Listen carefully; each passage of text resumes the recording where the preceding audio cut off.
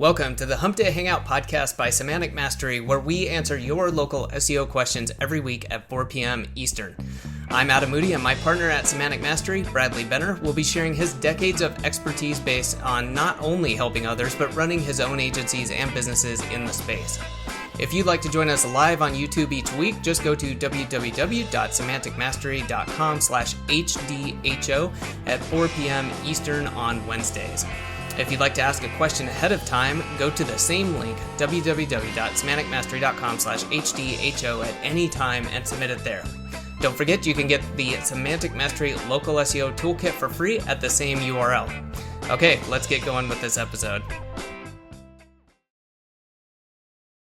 Hey everybody, welcome to Hump Day Hangouts. This is episode number 526. Today is the 11th of December, 2024, and we got a couple of quick announcements along with announcing, if you're not on the email list, the Semantic Mastery holiday sale that's going on. I'll get to that in a minute though, but first wanted to say hi to Chris and Bradley and then jump into announcements and then answer your questions. So Chris, how you doing today?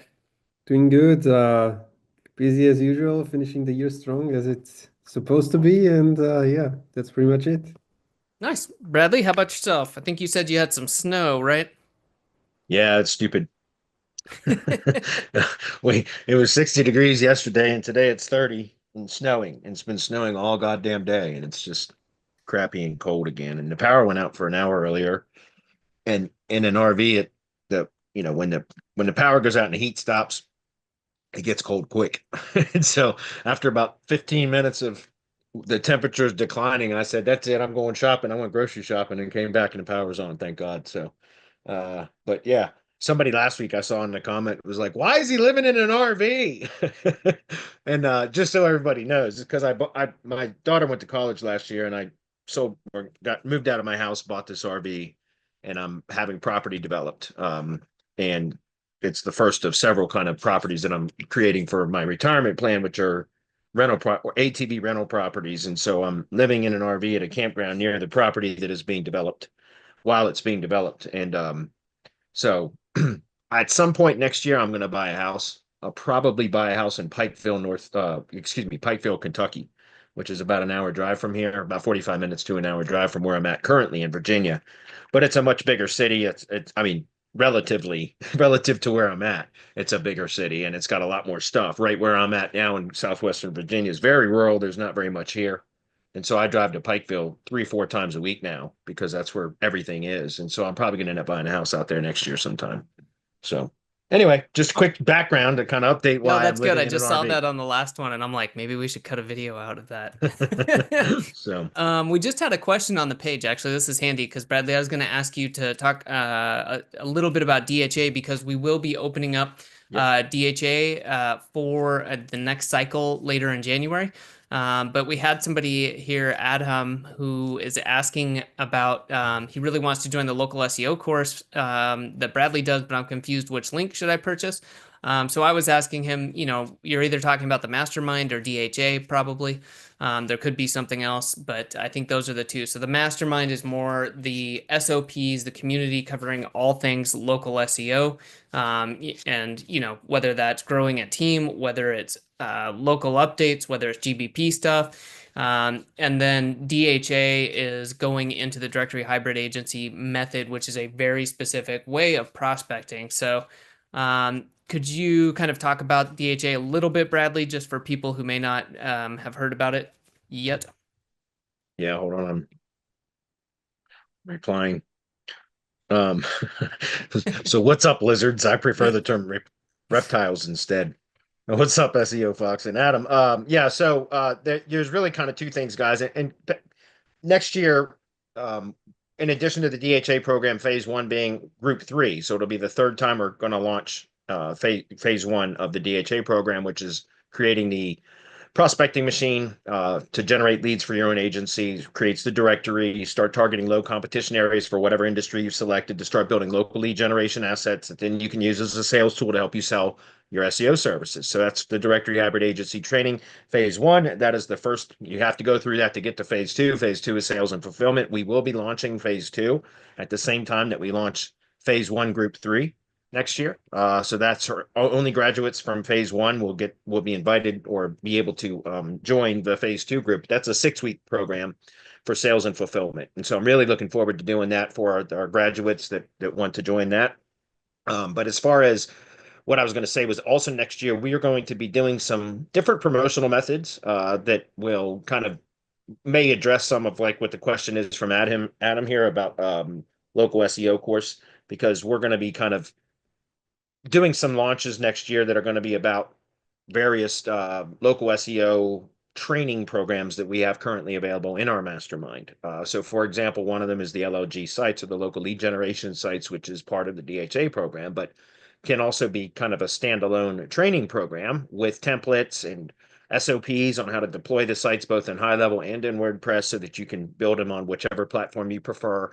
But that's something that we're going to be doing and launching sometime at the first quarter of next year as a separate kind of training program.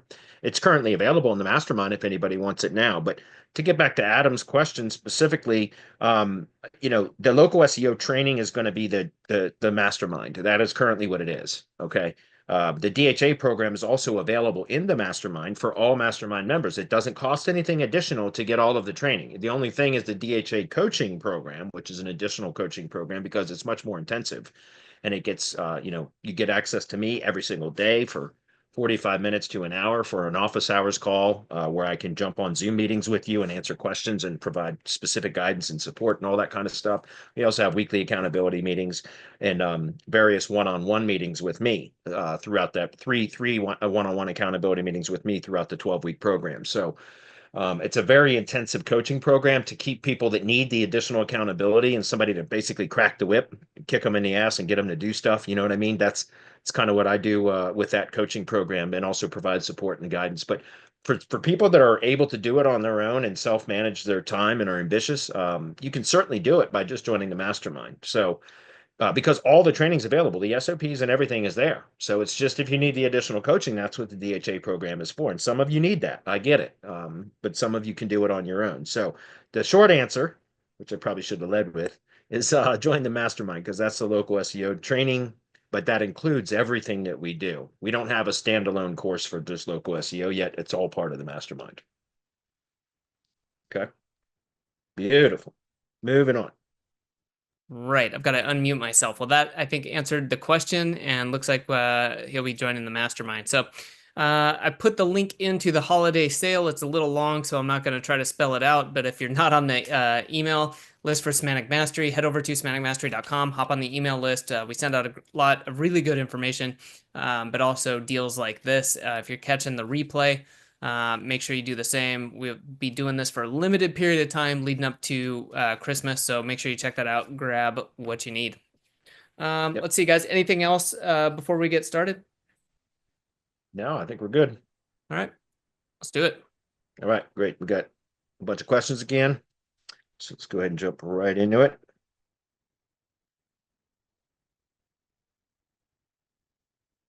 Okay, sweet. First one's from James Fully Love. James, what's up, man? It's been a while since I've heard that name. It's been quite a while. So what's up, James? He says, hey, brother, they have different social accounts for all the different subdomain locations. What should I put on the main domain organizational schema? Should I put the subdomains as same as schema? I noticed you don't have organizational schema on felling.pro, so I'm not sure if that's needed. That's a great question, James. You're right. I don't have it on felling.pro. I just haven't done it yet, to be honest with you. Because that's going to be massive. And why I recommend, yes, you can and should put organization schema on the root domain or the direct, whatever, however.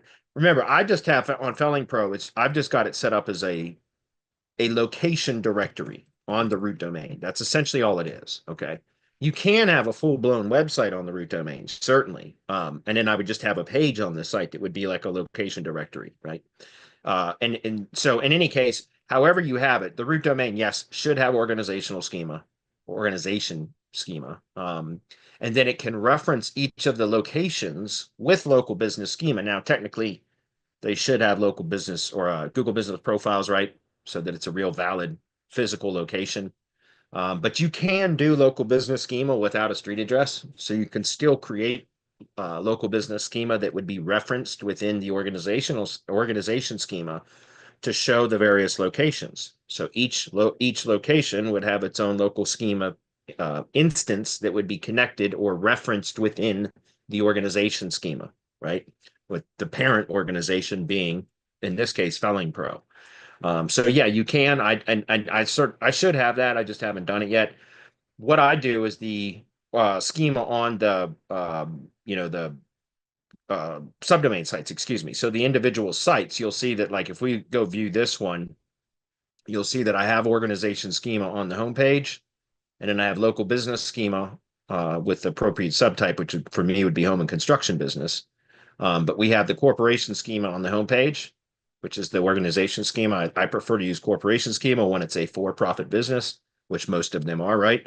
So you can see that I have that here for the individual location. And then if we go look at the location landing page, well, this one actually does have a GBP. It's not been rebranded to this brand name though.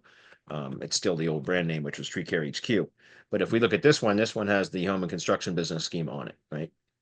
So that's what I would, so currently, yeah, my Felling Pro does not have that. And it's just because I haven't taken the time to create that. It's gonna be a pretty big, it's gonna take a while to do that, right? Because if I'm gonna do it properly with all the references, you can do it with just organization schema for the brand itself without doing the reference to all the local locations. You can certainly do that too, and that would be much simpler to prepare. But in that case, you should just have not location neutral or non-location specific same as attributes. So an example of that would be like if you look this one, I believe this one has, yeah, see this one has its own. Let's find another one. Yeah, so this is a generic, or when I say generic, but it's a general Facebook page.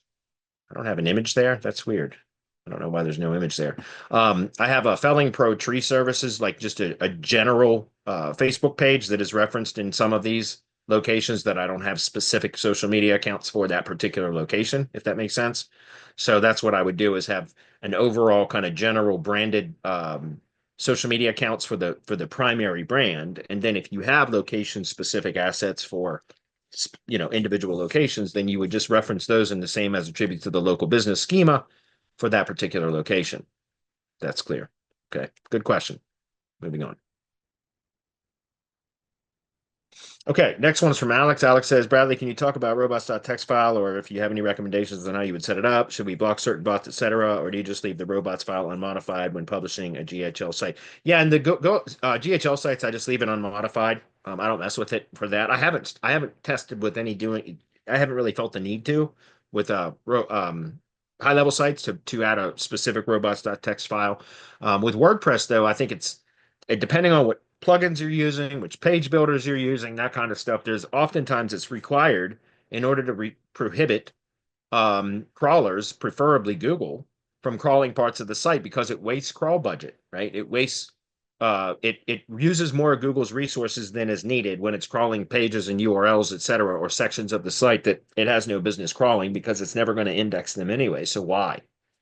Why would they need to be crawled? Why waste crawl budget on that? And so part of the helpful content update, guys, was Google is addressing sites and technical SEO errors and points of crawl resistance, as Cecilia has mentioned many times, or had kind of get one of our members, Cecilia, mentioned the term crawl resistance. And so a point of crawl resistance is like a demerit for the overall quality score for the site. And so anytime you're telling the Googlebot or allowing the Googlebot to crawl parts of the site that aren't going to index, that shouldn't index, then that's wasting crawl budget, right? And so why not restrict that so that you're only asking Google to crawl those things that are essential, that need to be, that can and should be indexed, so that you can make the site more efficient, which Google is rewarding right now. And so I don't think it's necessary for the GHL sites, although I've not done any testing with that. I just haven't felt the need to yet. But with WordPress, I certainly do recommend it, because then you can do like prohibit certain strings from being, so certain directories or anything after a particular URL string if you put, the asterisk there or whatever, it means disallow any, that's like a wild card. It says, don't allow any crawling for this URL string past this point of, this pattern in the URL, if that makes sense. And so there's a way to prevent Google from crawling various parts of the site in URLs like WP-JSON URLs and things like that that are really unnecessary that would waste crawl budget. So if you look at TreeCare HQ, there is a plugin that I've used for that one because for a period of time there, I was getting a ton of traffic on TreeCare HQ, and so it was causing problems with speed and everything else. Just give me a second, show you which plugin it is. And so part of what I did was I did two things. I did an advanced robots.txt file, and every time I log into this stupid directory site, there's a bunch of updates. I fucking hate WordPress, just so you guys know. I really do. I can't stand it. But anyways, let me find the plugins. We'll take a look at it. I did advanced robots.txt for this one, and then I also did a Black Hole Pro, which is a kind of a it integrates with the robots.txt file, but better robots.txt. That's a good plugin if you're using WordPress. If you're doing it in high level, like I said, I haven't even bothered with it in high level yet, so I don't have any recommendations for you. But those of you that are using WordPress, that is a good robots.txt plugin that has some advanced settings. And then the other one is it's Black Hole Pro, I think it's called. Yeah, Black Hole Pro. If you go search that protects your site against bad bots by trapping them in a virtual black hole. And I found that this is a pretty cool plugin right here, if we can find it right there. So I use this, which also gives you a kind of an advanced robots.txt file. If we just go view the site, the TreeCare HQ is back on page 1 for tree service directory again. I don't know why it dropped out for a while, and I really didn't spend any time trying to figure out why. I just left it alone because I just use it as a sales tool anyway. But for some reason here's an example. If you look at the robots.txt file here, you can see that where we're allowing and what we're disallowing. And this is what I'm talking about. So, all of that is just to get back to say it I don't think it's necessary for high level sites so much, but definitely for WordPress sites it is. Now, again, I've not spent any time investigating whether I should even add it to a high level site. I just haven't had the time to do that. But now that you mentioned it, it's on my radar. I think I will take a look at it. Go look at some Search Console data for some of those sites to determine if Google is crawling things that we can restrict via robots.txt. Hopefully that's clear. And lastly, just again, that better robots.txt file, right? Or excuse me, let's go copy that and go visit that real quick because they've got some good information on their site about it as well. Yeah. So, and they've got training and stuff like that, or that kind of explains how to configure it and all that. And I'm just pointing this out again, but I know you were asking about high level, but there's some good information to be gleaned from this plugin that can be then applied to a robots.txt file for a high level site. Okay. All right, moving on. Uzaifa, what's up, buddy? I know you said you were going to tone down the questions a bit, so no sweat, man. It's all right. We appreciate the questions. He says, if the competitors are able to rank on the top in organic with only bulk spam links, how many good links will it take to overtake them if we buy your niche edits? That's a good question. There's no way for me to determine that. As many as it takes. That's the standard question. Like, how many links is it going to take? As many as it takes. And I know I'm just saying that kind of tongue in cheek, Huzaifa. But I mean, that's the real answer. How many links is it going to take? As many as it takes, right? So just start off slow, right? I don't know what, do a competitive link analysis. If you want me to provide a specific recommendation, then you would have to order a competitive link analysis from me, and then I can analyze it, and I could maybe give you some sort of an estimate. But that's what you call a wag, right? A wild ass guess, because you really have no way of telling. I would just start off slow. Like, I don't know what the overall competition metrics look like, but I would analyze all the top ranked competitors, right? The top 5, and look at their average number of backlinks, the average anchor-text ratio, the topical metrics, all of that. And then from that, I would make recommendations as to what I think the project is going to need. Now, if it was just niche edits that you were going to be purchasing, then I would make a recommendation based upon what the data tells me. Again, I cannot give you a recommendation now because I'm not looking at the data, and I will not make link recommendations without looking at data, period. Okay. People ask me all the time, what would you do for it? I said, I always tell them, go order a competitive link analysis report, and then I'll tell you what I would do. But I won't do it without looking at data. So all I would say is based upon what the data says, I would probably recommend, 10 or five or 10 or 20 or some sort of number of links based upon what all the top 5 ranked competitors backlink profile looks like. And then I would say wait until those links are delivered and indexed, right? And give it 2 to 3 weeks after they've been picked up by Google to see how the site reacts to it. And then you can always go back in and order another batch. And that's what I would do, is in small batches until I got it where I wanted it. Okay. And again, there's no way for me to tell without looking at the data. Exactly. Moving on. Is there a point to doing the competitive link analysis if all the competitors' links are bulk spammy links and their site has very low trust flow? Can't we just outrank them by a few relevant links? Well, maybe, but again, I would still analyze that top ranked data to try to determine what the overall anchor text ratios are and everything else. I mean, again, without looking at specifically why you're bringing that up, like there's, again, I can't give you any kind of valid recommendation. Like, you know, I do a competitive link analysis for every single campaign before I ever start building links, period. It doesn't matter. Like, that is standard operating procedure. Before I ever place a link to any campaign ever, we do a competitive link analysis so that we have the top ranked competitors for the specific search queries that that particular campaign or client or business or whatever wants to rank for. And then we analyze the top ranked competitors' backlink profile information, and it gives us a great starting point. It tells us the quantity, it tells us the relevance, it tells us the anchor text that we should be using, all of that. And so I'm going to determine from that, even if all of them are top and spammy, then that's great. Then I'd look at it and I say, hey man, this should be a slam dunk because they have shitty, non-relevant links that are very insignificant in quality, right, or strength. And so therefore I should be able to outrank them very quickly with just a small number of proper links, right? But again, I would want to look at that data before making any sort of a recommendation. And it's just standard operating procedure. I don't know why anybody would want to skip that step and just start building links when it's just I mean, again, you can order a competitive link analysis from me for $19, or you can do it on your own. And it might take you an hour, 30 minutes to an hour, depending on how efficient you are at doing that. But once you have it, then you'll have all the data that you need to make informed decisions as to which types, quantity, anchor text, etc., of links you should be building. Okay. Do you have a short video showing how Local Fury works? Yeah, Local Fury, you just submit your project and your keywords, and then we do the work, and you just view the reports whenever you want to log in and look at the reports. That's how it works. I'm not going to talk about how the signals are generated in a public setting. If you want that, schedule a sales call with me.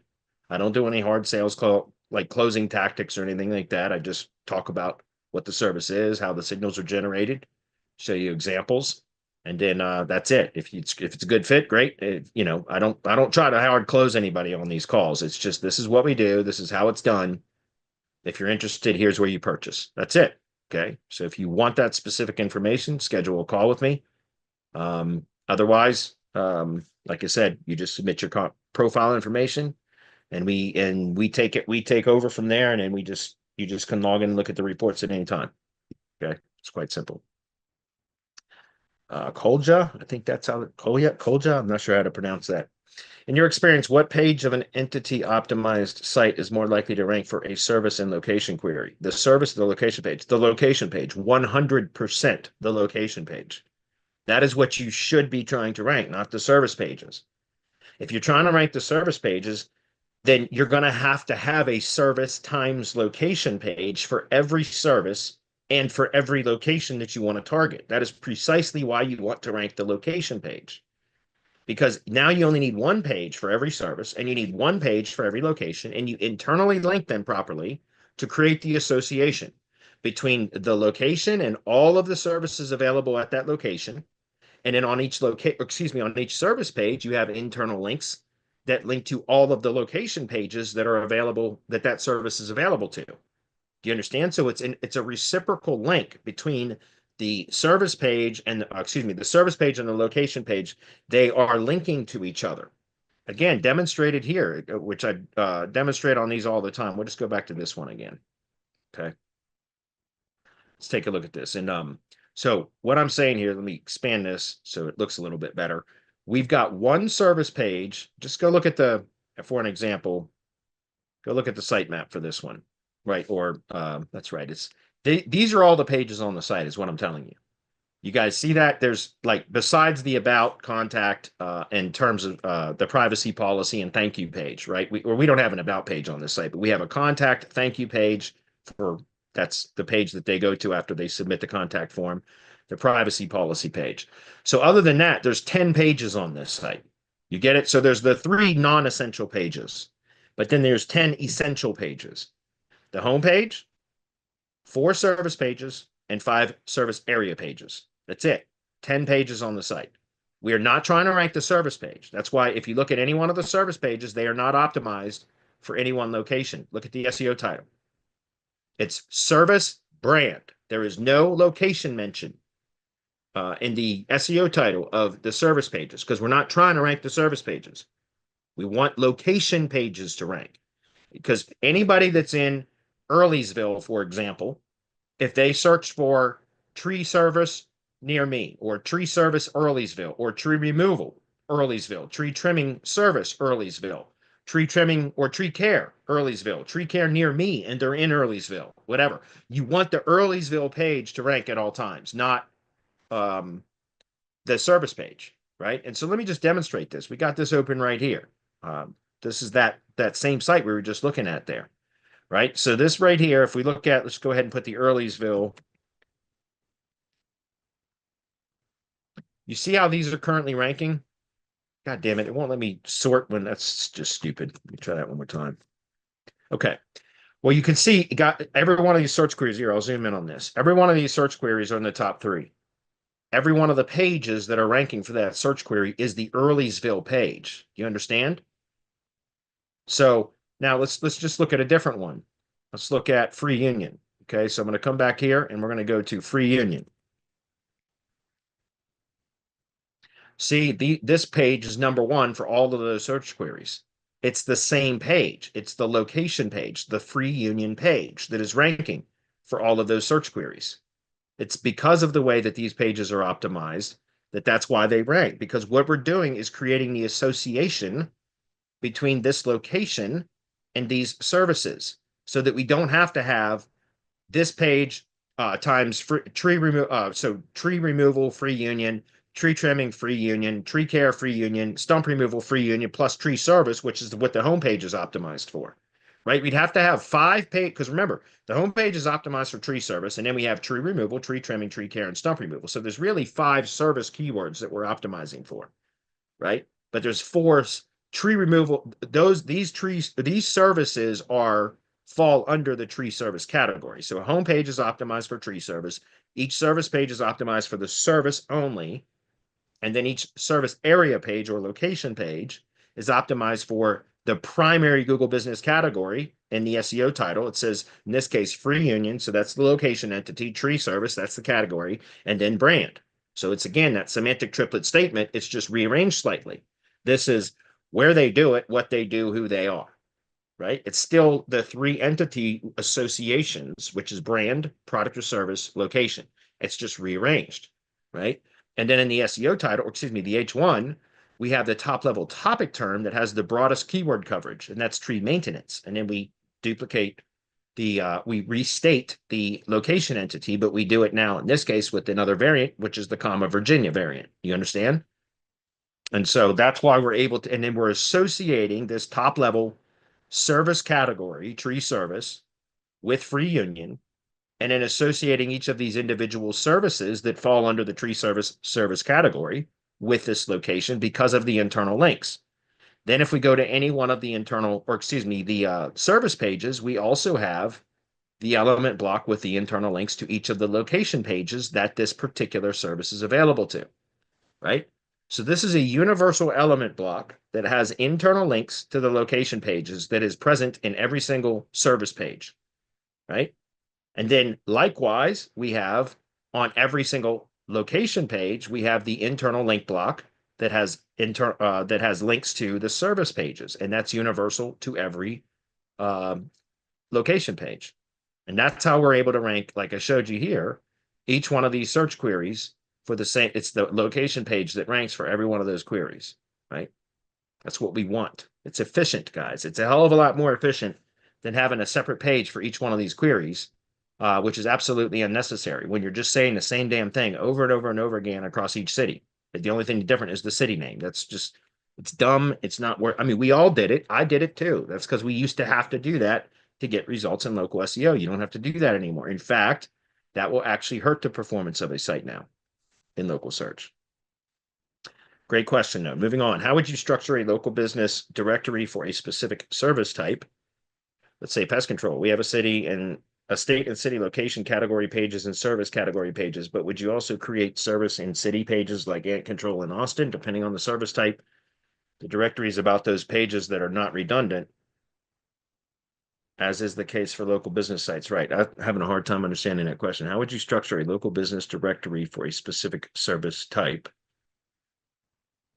A local business directory. You mean, well, I mean, that's what I look at. Tree Care HQ. Is that what you're asking, Kolja? I mean, I use WP Geo directory for that, for Tree Care HQ, which is a WordPress plugin and theme and, you know, whatever. It's just a bunch of, I hate WordPress, by the way, if I haven't already said that today, at least 3 times. But if you take a look at, like, I'm not sure I understand what you're asking, but if you could look at, like, for example, you know, we have a blog that's actually, yeah, that's not the same as what I'm talking about. Let me back up for a minute. I'm not sure I understand the question, so that's part of the problem. But in any case, if you take a look at this, we'll look at, we have service categories, right? So top level service categories: tree services, landscapers, and excavators. By the way, why do I have landscapers and excavators on my Tree Care HQ directory site when all I really work with is tree service contractors?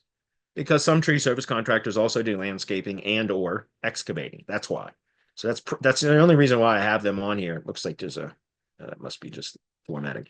Anyways, you know, the way that the geo directory creates the URL string is, I think, what you were asking about. I don't know if that was the case or not, but if we click into this, for example, you'll see how it's kind of configured there, and you can adjust that. There's settings in geo directory that allow you to change. You know, you can have the city, which is what that is, plus state, or just the city, or just the state. There's a number of ways that you can configure these URLs. But when it comes to actually like services, that would be, let's see if we can find one that has services. Let me go back for a minute. Because there are services that can be added in my, yeah, right here. So this would be like a tree removal service. But all this does on a directory site, though, is it just says that it's only going to provide, you know, those are what they call company tags in GeoDirectory, is how we add services there, if that's clear, right? There's company tags, and then there's the service categories themselves, which are, yeah, that's what we use, company tags as services here, if that's clear. But that, all that does when you have a kind of a in this case, a company tag, which is for a particular service, then all that does is it just displays those businesses that have that company tag, which is the service, added to that profile, if that's clear. And then it's done by geography too, or location, which is why you only see 2 here, because it's saying that it's only searching for this area. I don't know if that was clear. I don't think I really understand the question, but city location category pages and service category pages. Would you also create service and city pages? No, the only reason I would do something like that is if I was going to do like a top 10, like Yelp, for example. I know you got, right, let's just say ant control in Austin, Texas. Let's see. I bet you that it likely has a top 10 Yelp type of a listing. Yeah, right there. So I would do it for that reason. You know, I don't do that with my directory, just so you guys know. I don't bother. I use my directory specifically to start conversations with business owners, tree care contractors, right? That's it. That's what I use the directory for. And it becomes a primary link building target once they become a client, right? Because then I use a portion of their budget every month to build links to my directory site, to their page on my directory site. And in the event that they want to cancel services at some point, then I can just no follow their link from the directory to their money site, but my directory site will retain the benefits of those links that their money purchased. You understand? So that's something that I do. But you could certainly create top 10 type of pages for things like that. You understand? I would probably do more general stuff, but this says pest control ants or whatever, but you could certainly do it and model it like that. And then, but the problem with that is, and maybe that's an opportunity though, right? Couldn't you actually create a top 10 list on your directory site and then just add at random 10 companies that are in that area and then contact them and tell them like, hey, I put you on the top 10 list in the directory. I mean, you'd have to probably rank the page for it to be valuable, but if you could rank a page for something like that, and then put them on that page, you could contact them and sell them, access to being on that list, right? You could monetize it, is what I'm saying. So I don't know if that was the question, but I'm going to move on anyway.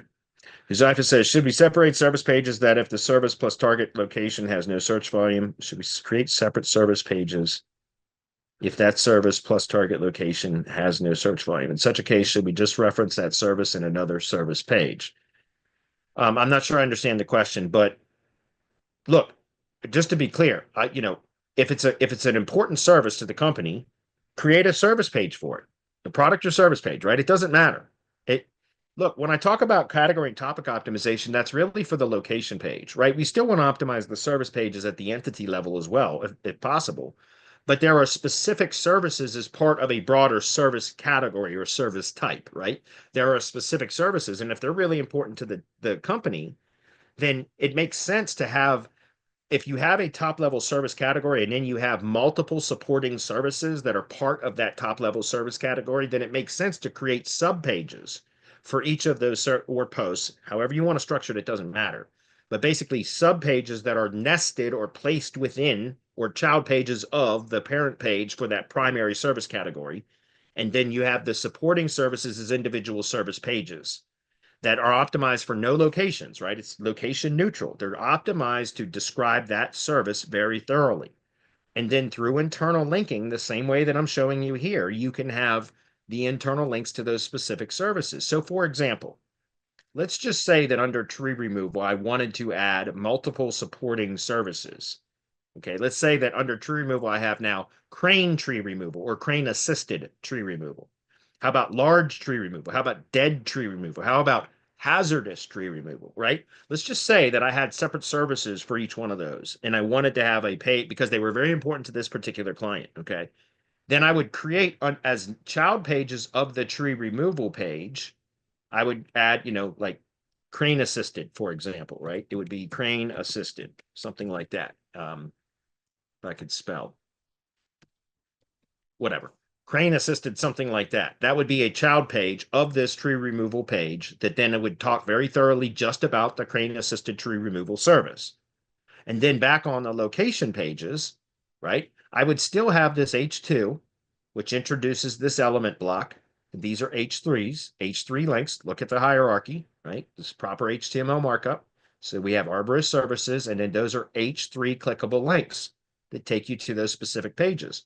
Well, what I would do in that case then is make these column headers, right? You can omit the images, could just be text links, but I would make these column headers with tree removal being an H3, and then I would have H4 bullet points listed right here for crane assisted tree removal, large tree removal, dead tree removal, hazardous tree removal, etc. You understand?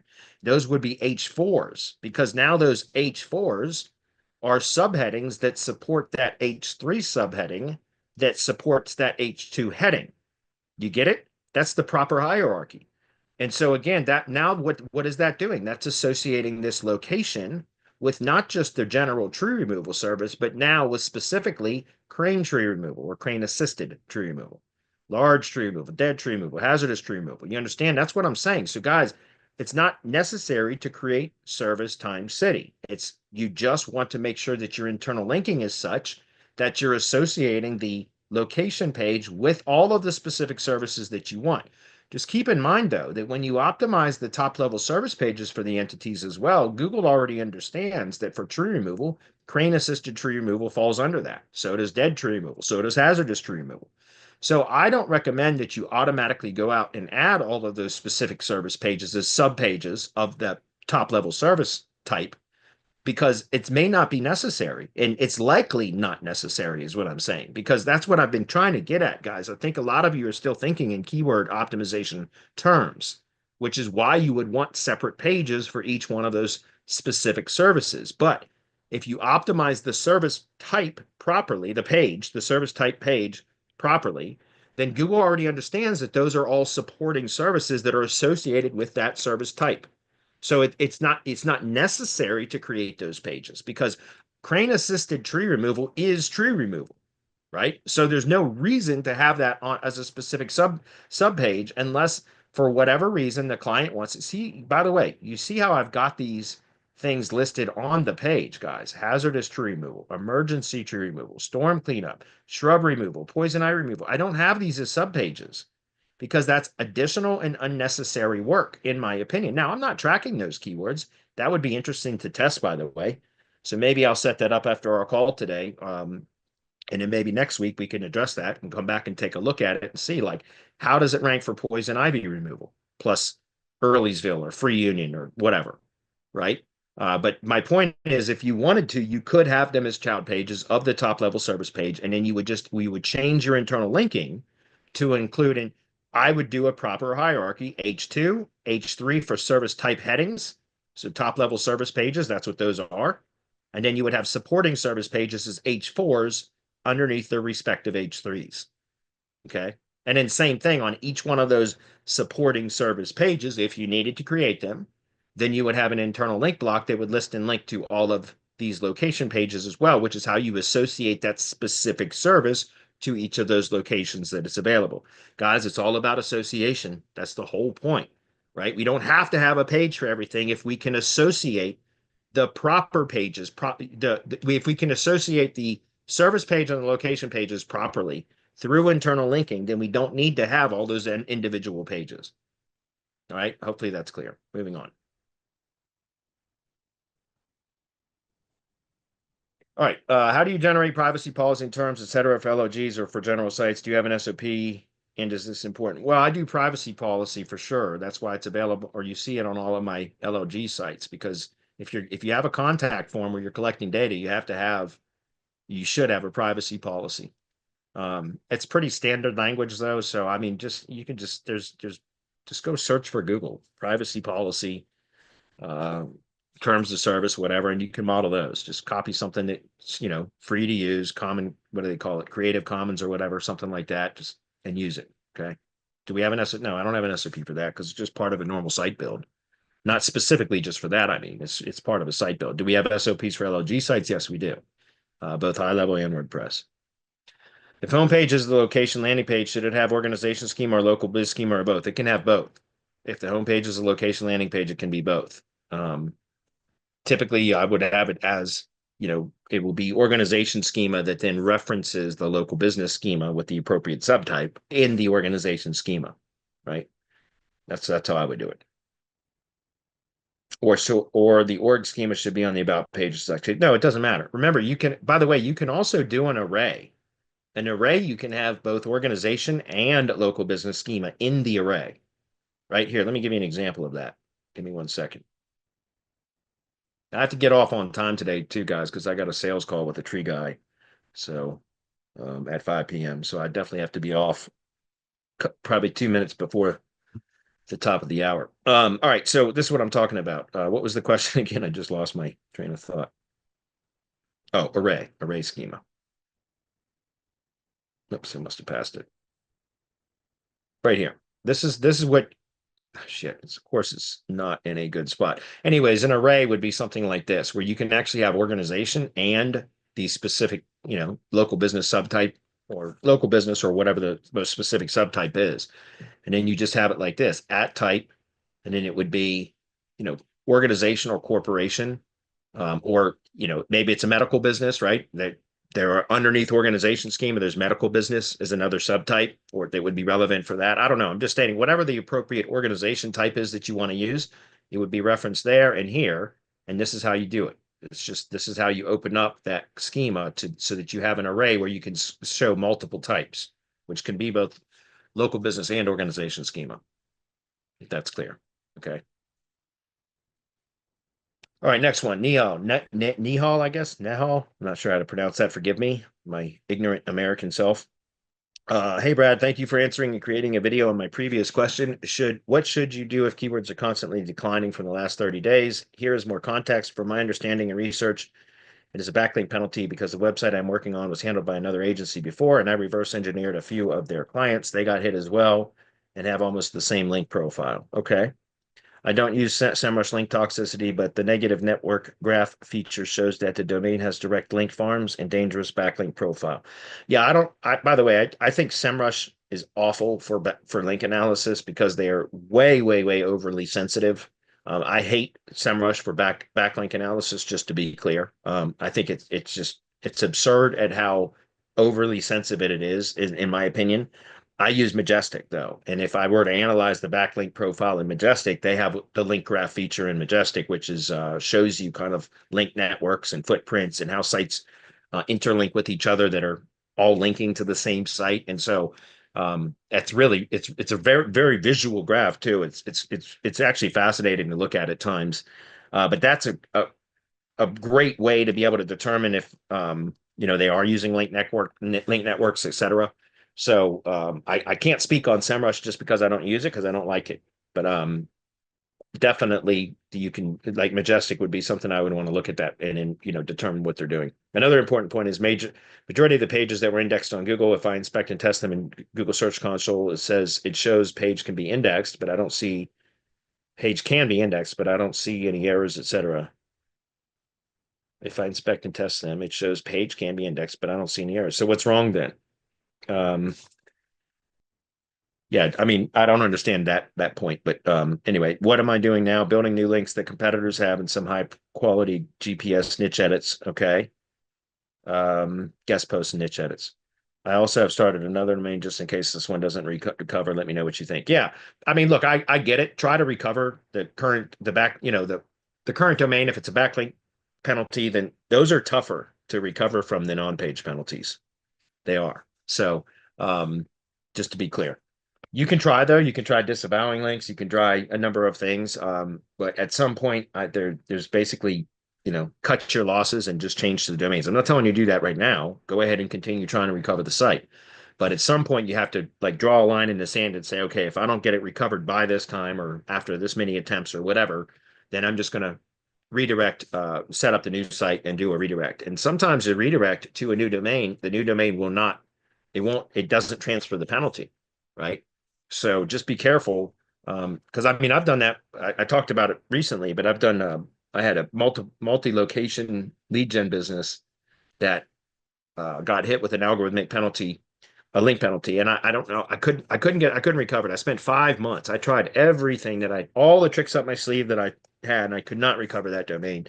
So after 5 months and a lot of effort and a lot of wasted time, I finally just started building. I bought the same domain just with a different extension. So exact same name, just a different extension. I bought a .org extension. And then I started instead of having all of the location pages as inner pages, I started creating separate subdomain sites with the city name as the subdomain on that new domain with the .org extension. And so they were standalone sites. And then I started I redirect the inner page from the main site to the subdomain site, and it didn't catch the penalty. So the primary domain had caught a penalty, and I was unable to recover it. But then when all I did was I just redirected the location landing page URL from the main domain to the root domain, so the home page of the subdomain site on the new domain. And I was able to start recovering most of those sites. I still haven't transferred all of them. I started that over 2 years ago, and I still haven't done all of them yet. Just the ones that were important. And I started to recover that site. So I think that's a good option if needed. But I would do that, certainly try to recover the main domain first, which apparently you are. So I think what you're doing sounds to be reasonable. Uzaifa says, in WordPress, how do you collect form responses? Do you have form plugin? I use high-level forms, right? Because I use high-level, I create the form in high-level, and then I just embed the high-level form because high-level is my CRM. It's also, I create sub-accounts for my tree contractors. Even if they don't use the sub-account, which most of them don't, by the way. Most of my tree guys do not use high-level, but they have sub-accounts, right? Because I use the sub-account as to collect all the leads that come in from those sites, as well as because we do call centers. And so anytime the lead comes in from a phone call, it goes into their sub account too. It creates an opportunity card in the pipeline. right? And that's how we track the number of leads that were generated for that client. Because form fills go in there and so do calls, phone calls. So all leads go into the sub account, even if the client doesn't use it, which most of them don't, right? Just to be clear. But I use high level for that. Colton says, when creating LOG sites using Go High Level, is it possible to do so with an yes, $97 a month plan? Well, okay. No, forgive me. Yeah, I mean, essentially you could, but I don't know how you would do it the way that I have it set up where we deploy them via form input, because that is account specific. That's all done through custom values, which are account level short codes. Remember, there's custom fields and custom values. Custom fields are contact level short codes and contact level data. And then custom values are account level short codes and data, if that makes sense. And so the way that I have it set up for LLG sites is you create a sub account for each location or each LOG site that you want to deploy. And then you, because we have the 9 forms that are submitted that build the site, and those are all custom value updater forms. So it could maybe be done with a $97 a month account, but you'd have to modify the build process so that it wasn't driven from custom values, because there's no way you'd be able to do that. You'd have, every time you added a new site, you'd be adding like another, whatever it is, 77 custom values or whatever the number is. It's a lot, 200, whatever, it's a lot. Okay. And so there's no way that it would be unmanageable. So you'd have to reconfigure how I have the snapshot set up to, and I'm not sure that it can be done. I'd have to think through it. I'm not going to, because that's not how we have it configured.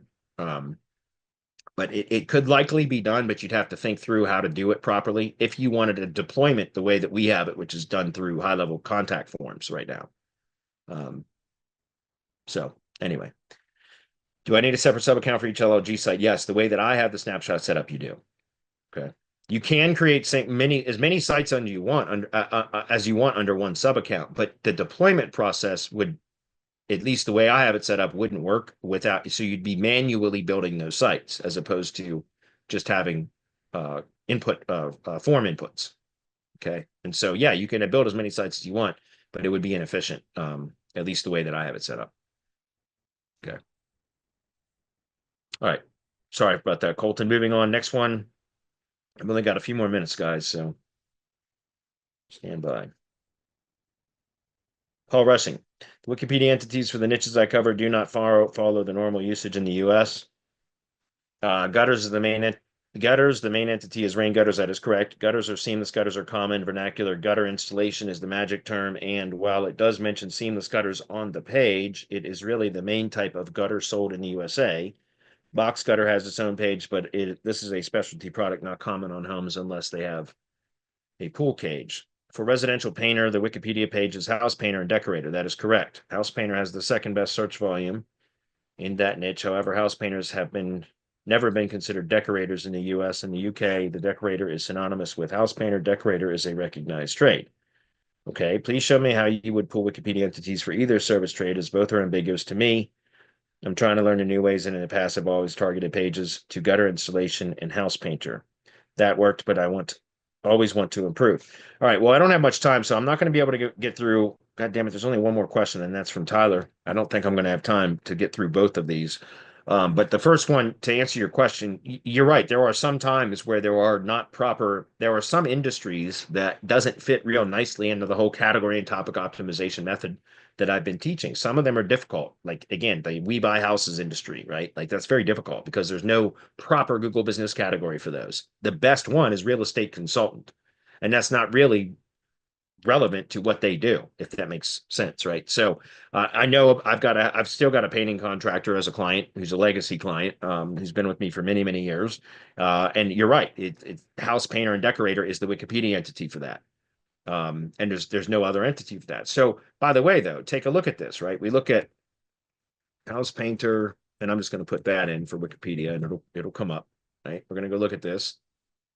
You also have house painting, which house painting is just the redirect to here. So you see that is the appropriate term. This might be the official entity term in Wikipedia, but you can see that there are different terms that are interchangeable. There's synonyms for this that can be used. The other thing is, remember, you can click on tools, what links here, hide transclusions and hide links, and click go. And any of those terms there are also relevant, entity terms that can be used interchangeably as synonyms for that term there, right? So again, these are all terms that you can use for that. The other one I think you said was gutters. Yeah, that's right. And I know gutters, right? Gutter. And then it's going to say gutter is a disambiguation page. The type of gutter in which you would be talking about, like gutter installation, that's rain gutter. And you're right, rain, there's multiple variations of the entity term there. Remember, you can click this again and get additional entities. Now, seamless gutters is a type of gutter. It still falls under rain gutter.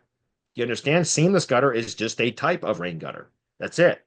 So seamless gutter would fall on, this is the appropriate topic term, or excuse me, yeah, the appropriate entity, and that's what I call as a top level topic term. So there's roof gutters, rain gutters, etc. So like I said, you can optimize the SEO title for the type of query that is familiar to the consumer. But then in the H1 of the page is where you would then reference the appropriate entity term. And you can use any of these variants, it doesn't matter. I mean, that's how I do it here, guys. That's what I'm saying. If you look, the top level topic term, which is the keyword or the top level entity that has the broadest keyword coverage, is tree maintenance. But tree maintenance is not a familiar term to consumers. I know it because I tested this. I used to put tree maintenance in the SEO title, but I was getting skipped over. It's, even if I was ranking, my click-through rate went down. You understand? And it's because the consumer would see tree maintenance and not realize that tree maintenance is tree service. So they would skip over that and click on the other listings that had tree service in the SEO title. So that's why I switched it. I started playing with that and I switched it around and I put the top level topic term in the H1 and the top level or the term that would be most familiar in the tree service business, it's the category tree service. So we put that in the SEO title because it's familiar to the consumer, but I'm still optimizing the page with the tree maintenance topic term at the H1. And that I've tested this. It makes no difference in the performance of how the page ranks. The page will rank with either with those two transposed or the way that it is now, or with it transposed, it will rank. But when I had tree maintenance as the SEO titles, which I had tested that for months, my click-through rates went down because again, it wasn't common. So even though, if you're targeting gutter, excuse me, where the hell did that go? It must be over here. Yeah.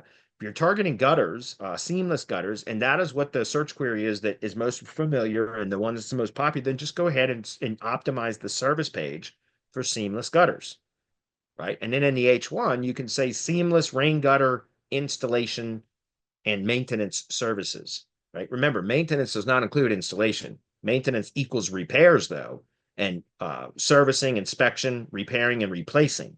But installation is a separate term. So I would have something like seamless rain gutters, rain gutter installation and maintenance service, or like that in the H1. Now you're hitting multiple entities that are going to associate that seamless gutter or seamless rain gutter with maintenance installation, which includes repairs, replacing, all of that, and installation and everything else. Hopefully that's clear. All right. So Tyler, I did miss Tyler's question, so I'm going to highlight that for tomorrow, or excuse me, not tomorrow, for next week, and I'll make sure that I actually answer that one next week. So Tyler, I apologize if you're watching this now or on the replay that I didn't get to it, but I ran out of time and I have another call coming up, so I do have to jump. Any questions that I need to address in the comments? Yeah, I was just checking that out. Let me see. We answered that. We got to that. Did you see the one about the edu links? EDU links? Yeah. Hello, do you think there's a role for EDU links in a local business website, perhaps as foundational links? Yeah, I mean, it doesn't hurt. It can't hurt. It's just another link source, another link type. So yeah, of course you can do it. I mean, I don't go out and specifically try to get them anymore. I did for a long time. I don't anymore, but you certainly can. The best way to do it though is if you can actually get like a real valid link from a local, especially a local educational institution that's in with the same general physical region. That's going to be much more valuable than just generic EDU links from else. I mean, an EDU link is still a good link, and can be still a good link, but it's going to be much more valuable if it comes from a local educational institution, especially for local search.